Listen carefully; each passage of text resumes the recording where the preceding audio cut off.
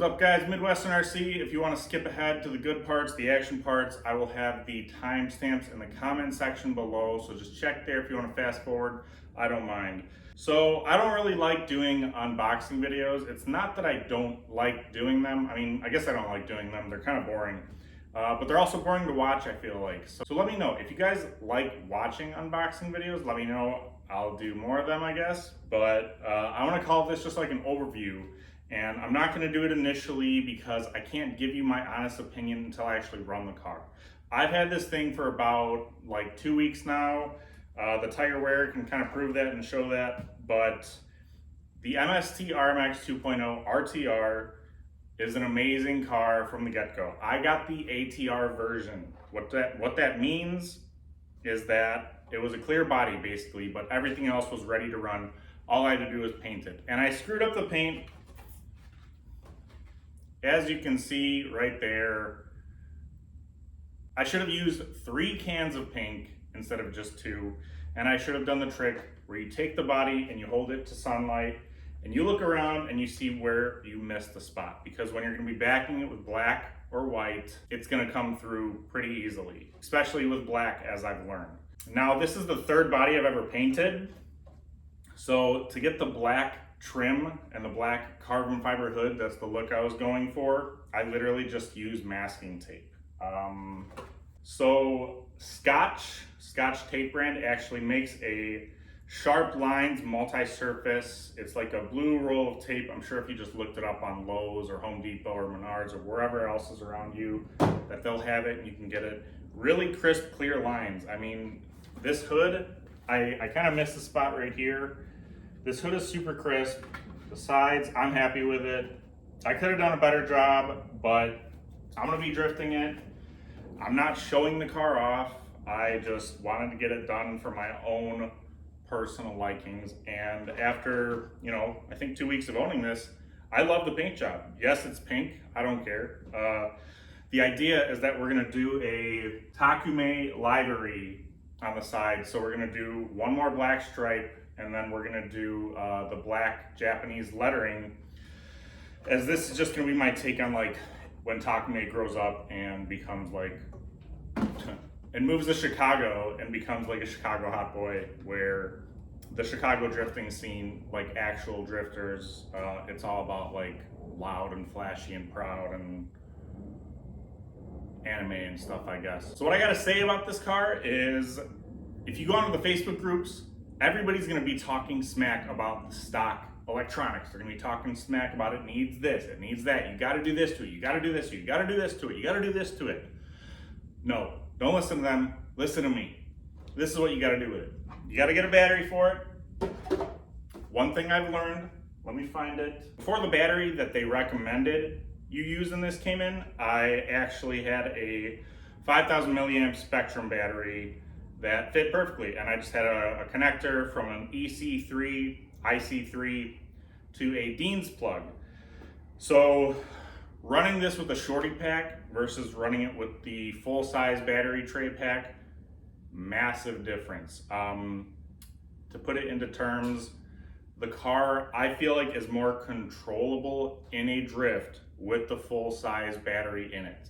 With the shorty pack, it felt lighter on its feet, probably because it is a lighter battery, but with the longer battery, it was much easier to control. Another big thing that I learned while I was painting my body and I wanted to, slide around the garage and drift this thing, I learned that when I drove it just with the chassis, not with the body on it, then when I drove it with the body on, it was a night and day difference. I don't know if it was because with the body on, you can kind of see and predict more with what is about to happen and what's going on with the car, or if you just get excited because the body's on and it looks better. Or maybe there's some physics thing like weight or aerodynamics. I'm just kidding. These things go like 5-10 miles an hour, if that. So with the MST RMX, a lot of people change out the electronics. They'll change out the servo, they'll change out the motor, they'll change out the ESC. They'll do a lot of that. They do come as kits, basically, so you can do it from the ground up. I think they come as rollers as well, so you can add your own electronics. Again, I don't think the stock electronics are bad. I think they're actually really good. Now, I have a polished concrete garage, which you'll see in the garage part of this video, and I have a blast with this thing. Okay, it is so much fun. The polished concrete is slippery enough that I can like wing it around and drift it and have a great time. I mean, I spend hours out here with this drift car just enjoying myself. It's honestly very therapeutic. Hear me out. When you're focusing on drifting, everything else that's going on in your life, you just turn it off. Because you gotta focus, man. If you don't, you're not gonna get the line perfect. You know, you're not gonna get that line. You just wanna do line after line after line, right? Well, that is one of the reasons why I think everybody should get a drift car. Another thing, it's not broken yet. So with a basher, you know, you go out and you don't even mean to break something and something breaks. You go out with a crawler and yeah, they don't break as much, but things still break. I have not broken this thing yet. I don't think it's fast enough to break, and I think the plastics are strong enough. MST does have a bunch of hop-ups. I'm not gonna go through all of them, but pretty much everything on this car you can replace. So if you really enjoy this and wanna get better at it and are getting better with it, and the car has actually become a limitation, you can upgrade things, which is a really nice option. Now the kits, by the way, I just have to mention this, the ATRs, the RTRs, you don't get the wheel choice. So they send you a random set of wheels. I personally like that because I actually waited to get the car to see which kind of wheels I was gonna get. Like on the box, it has the fluorescent highlighter green wheels. And if I was to get those, I was probably gonna do the car white or black and then have it look like that, which I think looks super good. But if it would have been something else, I probably would have changed the paint. But with these wheels and the pink and black two-tone body, I really like it. I have not adjusted the gyro. I have not adjusted the camber angle. I have not adjusted the toe in, toe out. I have not played with anything. So everything that you see from here forward is going to be the car box stock box settings. Meaning I took it out of the box, I put a battery in it, and everything that I'm able to do with it was from two things: seat time and realizing that I like the longer battery. All right, so I'm gonna give you guys my first tip actually. So there's a procedure, it's written right there on how to start this thing the right way. I'm gonna give you guys a little bonus tip. So to start it, you turn the transmitter on, and then you're supposed to turn the car on. Now this car has a gyro, which is sensitive, and I forgot the word for it, but it has something that like can sense the balance and everything in the car. If I didn't start the car with the car flat on the ground, the gyro would act up and the car wouldn't perform as good. So plug your battery in, put your body clips on. It's a Lexan body, it's okay to do this. You find the power switch with the car level, and then you turn it on, and then it's gonna do something. You gotta make sure that the wheels wiggle, that's on the instructions, and then you go left and right, or right and left, and then you're ready to go. Now I hope the lighting isn't too bad in here. I do have two of my studio lights up. I try to have the garage set so it's decent lighting. I'll try to edit it too, just so it's a little better quality. They're plastic tires, so they don't have tons of grip, but this is drifting. That's how they're supposed to be. You can get different tires for them too. There's a chart on MST's website. I'll see if I can screenshot it and put it right here, because then you can kind of determine what kind of tires you need for the car. MST also sells a tool that helps get the tires on and off a lot better. These are the ones that came stock in the kit. Honestly, again, no changes in the tires or anything. Smooth polished concrete. We're going to the tennis courts later. I do run it on kind of rougher concrete from time to time, like on my driveway. It does tear up the tires a little more, so I try to avoid that, and it's not as smooth. It's a really bumpy ride, and the gyro acts up. You'll see that at the tennis courts later as well. But yeah, right out the gates, I'm gonna show you what my seat time's been doing. Able to rip pretty good 360s.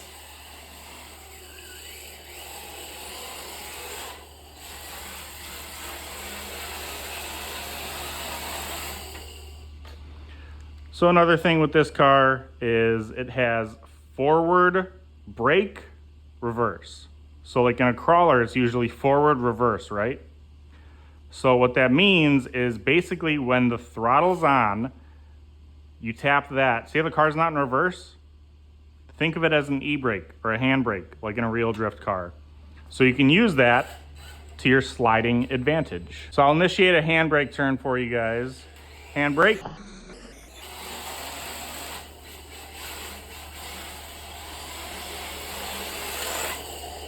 If you're kind of overspinning, getting too much angle, like I was right there, you can rip the e-brake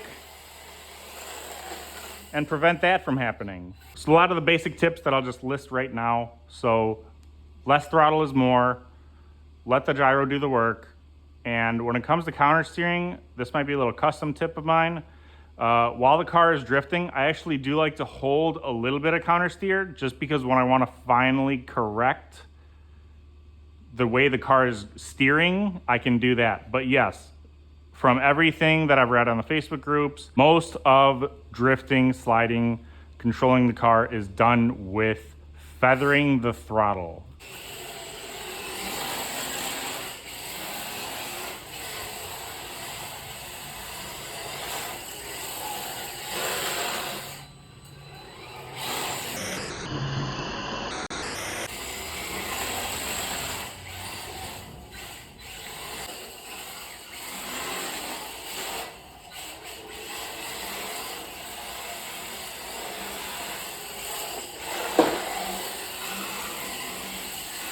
Now, as you can see, I kind of just have my little track, kind of like an open parking lot, so to speak. But a lot of guys, you can take, it's like this gardening equipment. I'll see if I can drop a screenshot right there. If I can't, I'm sorry, I can't find it.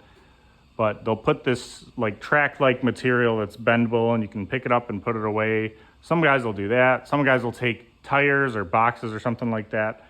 Some guys will set up little PVC stands that have like an energy drink can or a beer can or whatever off to the side, hanging off, so it's something that you can practice sliding into and hitting with the car. So I say do whatever you enjoy. I do like the freestyling kind of, you know. I just like making my own lines and just, you know, again, doing a ton of lines, line after line. Just love doing lines, you know.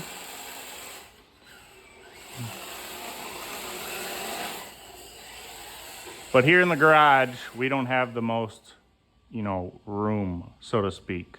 So we're gonna go to the tennis courts with this thing. And at the tennis courts, you can get more speed and then you can do some longer drifts, do some cooler things. It's a different kind of feel. It will wear down the tires a little quicker, but tires are pretty cheap for these things, so I don't mind it.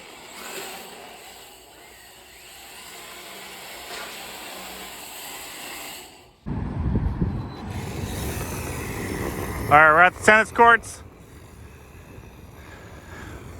Just gonna be showing you how the surface on tennis courts is just a good surface for these things. It's more grippier than like my polished concrete garage. What I do find is that it's not a perfectly level surface. So you're gonna kind of like hit some bumps and the gyro will kind of act up and wiggle around and everything.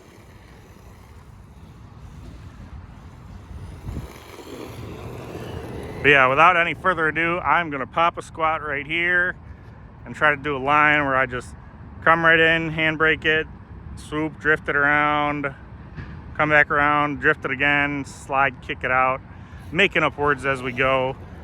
I don't know the D1 GP terminology for drifting.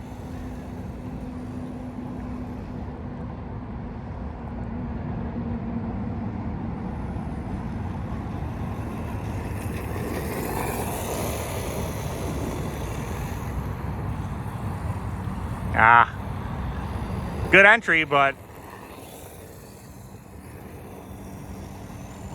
really feathering the throttle is what helps the most, just in general, but especially with something like this.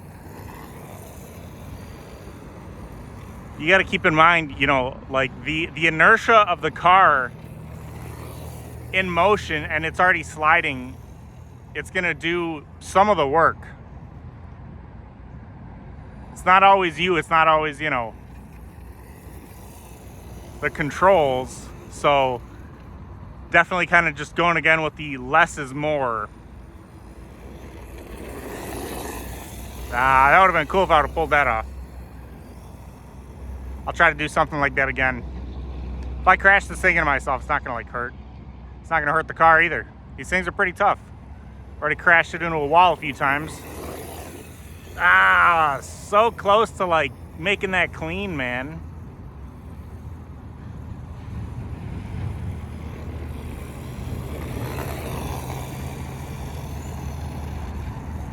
Saw some video on Oval RC's channel. He went to a drift track by him, and some guy had like a 68 Camaro body on a drift car, which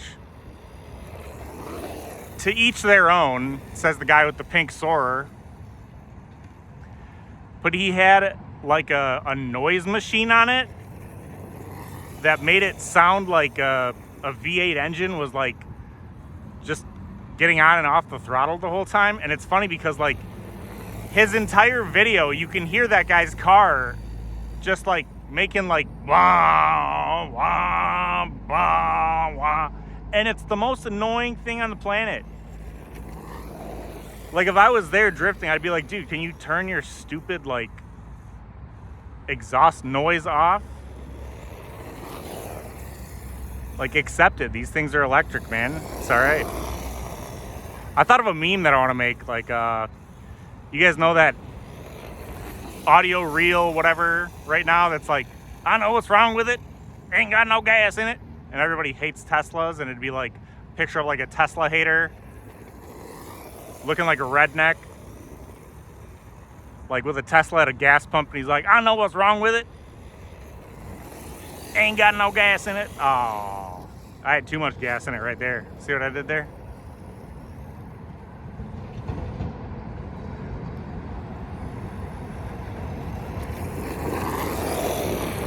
But yeah, I'm not going to bore you guys too much. I'm trying to make this like a short video between 20 to 30 minutes. I feel like the shorter videos do better. Ooh.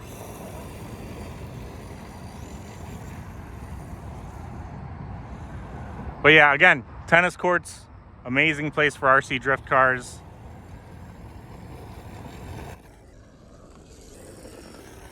All right, so I actually record with my iPhone, and my iPhone overheated, so it stopped recording. So I don't know what I missed, but if I missed it, I've been basically just driving this thing around for like 15-20 minutes at full throttle to try to show you guys that these things run pretty cool.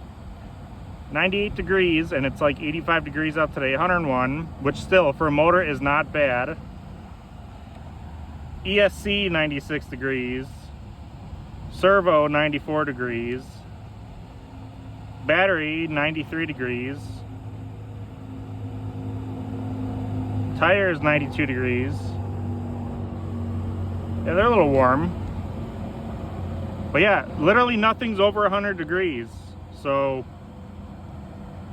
as I say that, of course, I see 100, 101, 109. But for a brushless motor, that's not bad. So yeah, that's gonna be the video for the day. If you guys like RC drifting, let me know. If you have any tips that I didn't include in this video, just for my own personal information, I'd like to hear them.